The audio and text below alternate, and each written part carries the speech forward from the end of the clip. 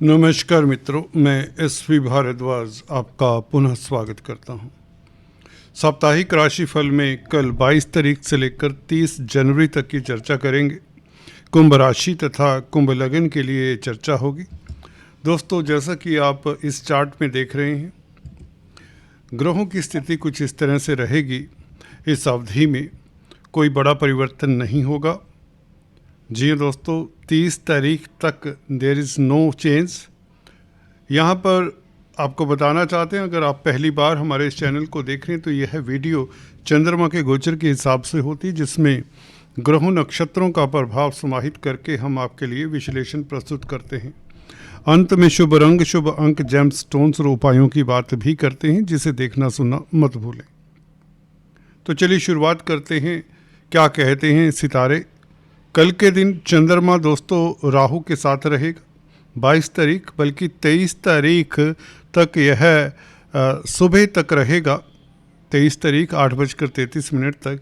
तो 22 तारीख पूरा दिन राहु के साथ। राहु चंद्रमा को यूँ तो ग्रहण लगाता है, परंतु चंद्रमा लगन में हो तो कहीं ना कहीं आपको विल पावर भी देता है, मानसिक बल कहीं तो बढ़ाता है।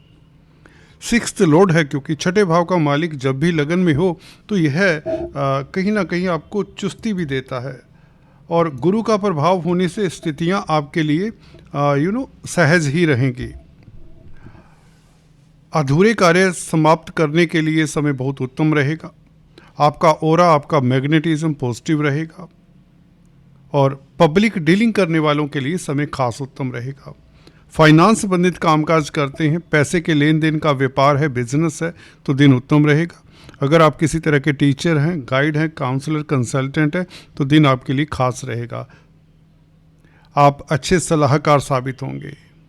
लोगों के बीच आपकी चर्चा होगी, या यूँ कहें आपका मान सम्मान बढ़ने के योग अच्छे बनते हैं 22 तारीख, जब तक यह राहु के साथ रहेगा। 23 तारीख सुबह यह शनि के साथ सेकंड हाउस में प्रवेश कर जाएगा। चंद्रमा के साथ शनि का योग अच्छा नहीं माना जाता यूँ तो, परंतु यहाँ पर सेकंड हाउस का चंद्रमा दोस्तों आपको बता दें, दूसरे घर का चंद्रमा हम कहते हैं। जो जातक दूसरे घर में चंद्रमा लेकर पैदा होता है वह सिल्वर पाया में पैदा होता है, चांदी के पाया में पैदा होता है, और यह शुभ पाया होता है। कहने का मतलब लगन से आपकी राशि से द्वितीय भाव में अगर आपका चंद्रमा है, कुंडली में मीन राशि है आपकी, तो आप भाग्यशाली हैं। और अगर आपका कुंभ लगन राशि है तो यहाँ पर चंद्रमा क्यों वैसे भी अच्छा होता है, क्योंकि यहाँ पर कालपुरुष की कुंडली में वृषभ राशि आती है, जिसमें चंद्रमा उच्च का होता है। तो यहाँ पर शनि का इतना ज़्यादा प्रभाव नहीं मिलेगा। हाँ, रूटीन के कार्यों के लिए समय उत्तम रहेगा। शनि आपके लगन के मालिक हैं, लग्नेश का छठे भाव के मालिक। चंद्रमा 6th लॉर्ड है, तो बैंकों से ऋण इत्यादि अगर आपको चाहिए तो मिल सकता है। और शत्रु हंता रहेंगे, कोर्ट कचहरी में फतेह के योग, क्योंकि चंद्रमा बली रहेगा। कोई ना कोई सुखद समाचार भी मिल सकता है, खासकर विदेशों से। विदेशी कामकाज करते हैं तो 23-24 तारीख आपके लिए बहुत उत्तम रहेंगी। 25 तारीख यह दोपहर 1:35 तक यहाँ पर शनि के साथ रहेगा। और जहाँ तक नक्षत्रों की बात है, 24 तारीख रेवती नक्षत्र में भी होगा ये चंद्रमा, जो कि बुध का नक्षत्र है। जैसे कि बताया, विदेशी कामकाज के लिए दिन उत्तम रहेगा। एक्सपोर्ट इंपोर्ट के जो कार्य करते हैं, या मल्टीनेशनल कंपनीज में कामकाज कर रहे हैं, या मल्टीनेशनल कंपनीज में अगर आप कोई इंटरव्यू देना चाहते हैं, तो 24 तारीख आपके लिए बेहतर रहेगी। इस अवधि में आपको बता दें, बहुत महत्वपूर्ण स्थितियां भी बन रही हैं आपके लिए। देखिए, लगन का मालिक शनि है और चंद्रमा आपका छठे भाव का मालिक है। यहाँ पर अगर आप कोई स्पोर्ट्समैन हैं, आर्मी में कामकाज करते हैं, कोई इस तरह का कामकाज है जिसमें आप कोई भी प्रतिस्पर्धा है, जिसमें शारीरिक और मानसिक बल की ज़रूरत है, तो ये शनि चंद्र का योग आपके रास्ते में अवरोध नहीं डालने वाला, ये बात बताना चाहता हूँ। इस तरह के योग में आप जनरली अपनी उम्मीद से ज़्यादा परफॉर्मेंस देते हैं, कोई भी कार्य हो, चाहे आप व्यापार करते, बिजनेस करते, या इवन रिश्तों की बात हो, कुटुंब का भाव है, वाणी का भाव है। यहाँ पर चंद्रमा बैठकर आपकी वाणी को निश्चित तौर से कहीं ना कहीं प्रभावशाली बनाता है। स्पीच, आपकी वाक्पटुता कमाल की होगी। हाँ, धैर्य से आगे बढ़ें। अपने विचारों को व्यक्त करने में आपको कोई दिक्कत नहीं होगी। आप प्रोफेशनल रहेंगे, प्रैक्टिकल रहेंगे और मुस्तैदी से अपने काम को निकालने में सक्षम होंगे। प्रतिद्वंदी या प्रतिस्पर्धा जो भी है उसको आप इजीली हैंडल करने में सक्षम होंगे। कुंभ राशि, कुंभ लग्न के लिए 24 तारीख बहुत उत्तम है। व्यापार से लाभ के योग बनते हैं। 25 तारीख ये आधा दिन तकरीबन 1:30 बजे तक 1:35 तक यहाँ पर रहेगा शनि के साथ। 25 तारीख भी आपके लिए उत्तम रहेगा। 25 तारीख दोपहर बाद से लेकर 27 तारीख संध्या समय तक 4 बजे तक 4:44 तक चंद्रमा 3rd हाउस में रहेगा। यह मंगल से दृष्ट रहेगा। चंद्रमा, मंगल की चतुर्थ दृष्टि रहेगी इस चंद्रमा के ऊपर। मंगल 3rd हाउस का कारक भी होता है और तृतीय भाव मंगल का ही।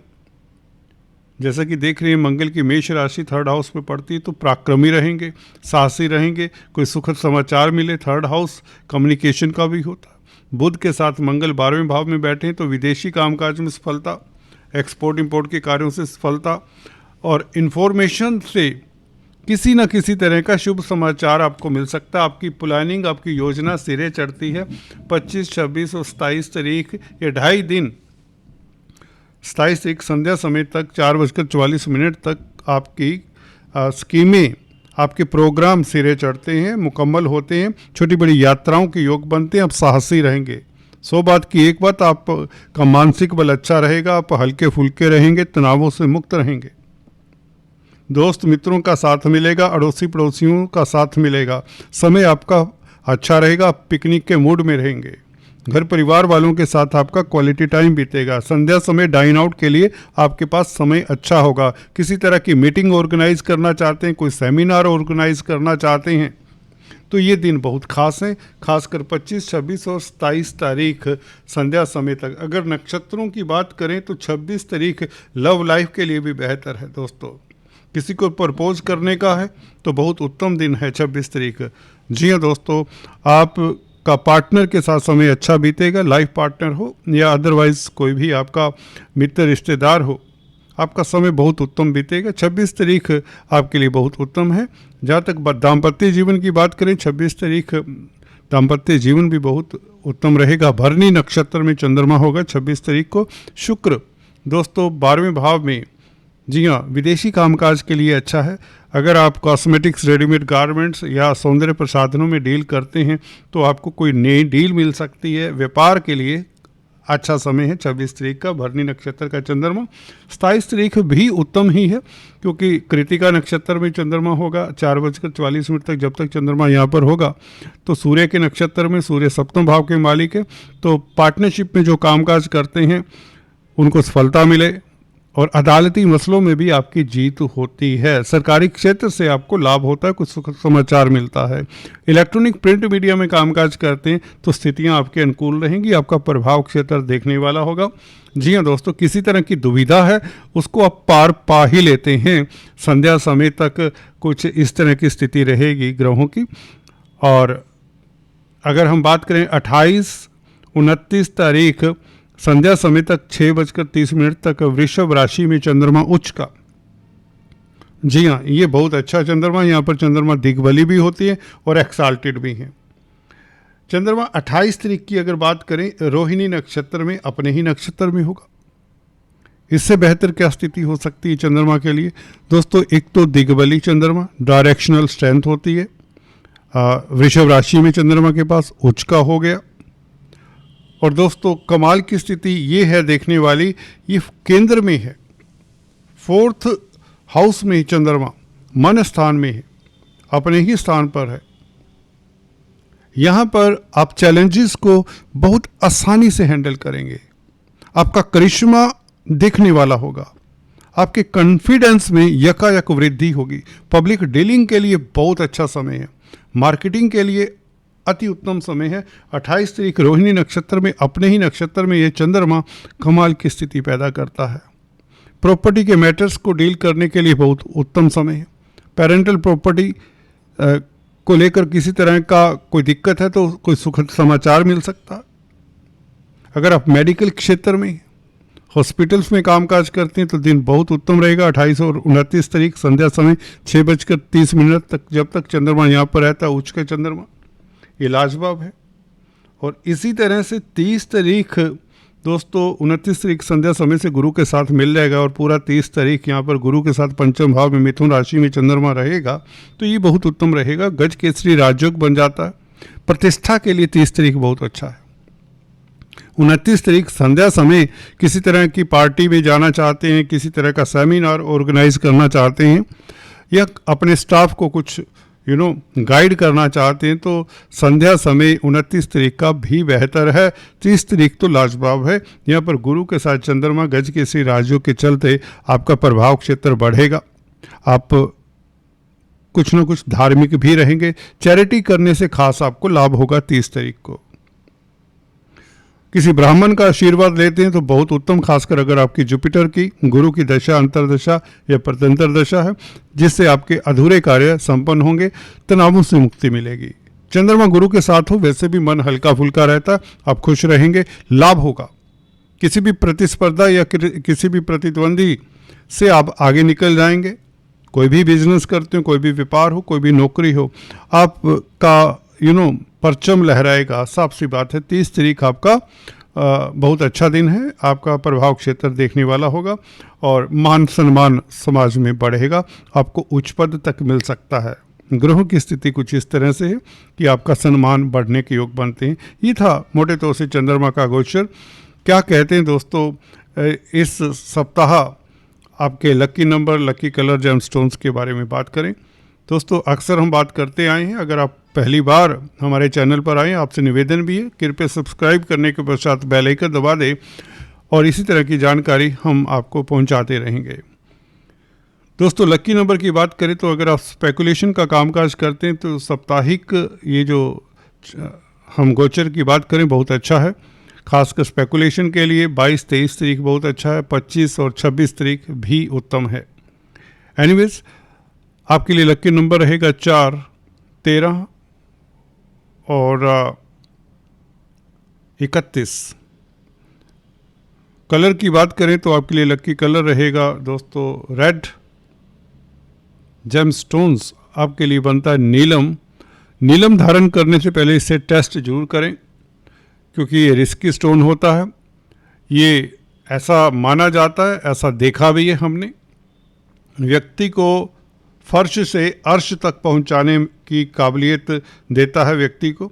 नीलम शनि का स्टोन है, लगन का मालिक है आपके, तो अगर आपको सूट कर जाता है तो समझिए आपके वारे न्यारे, तो इसे ट्राई करना चाहिए। दूसरा स्टोन आपके लिए बनता है ओपल, जो शुक्र का स्टोन है। आप डायमंड अगर अफोर्ड कर सकते तो डायमंड जरूर धारण करें। इससे भाग्य में आ रहे अवरोध, किस्मत जब साथ नहीं देती, तो you can try opal at least. शुरुआत ओपल से कर सकते हैं। अगर कोई स्टोन धारण नहीं कर सकते आप, तो आपको गाय को चारा खिलाना चाहिए और गाय को कुछ ना कुछ खिलाते रहना चाहिए। गुड़ की रोटी खिलाएं तो और भी अच्छा है। शुक्रवार के दिन आटा, चावल, चीनी, मिश्री, सैंटी इलायची इत्यादि का दान करें। इसके अलावा आपके लिए पन्ना बनता है एमराल्ड, जो कि बुध का स्टोन है। इसे धारण करने से आपका कम्युनिकेशन स्किल बढ़ता है।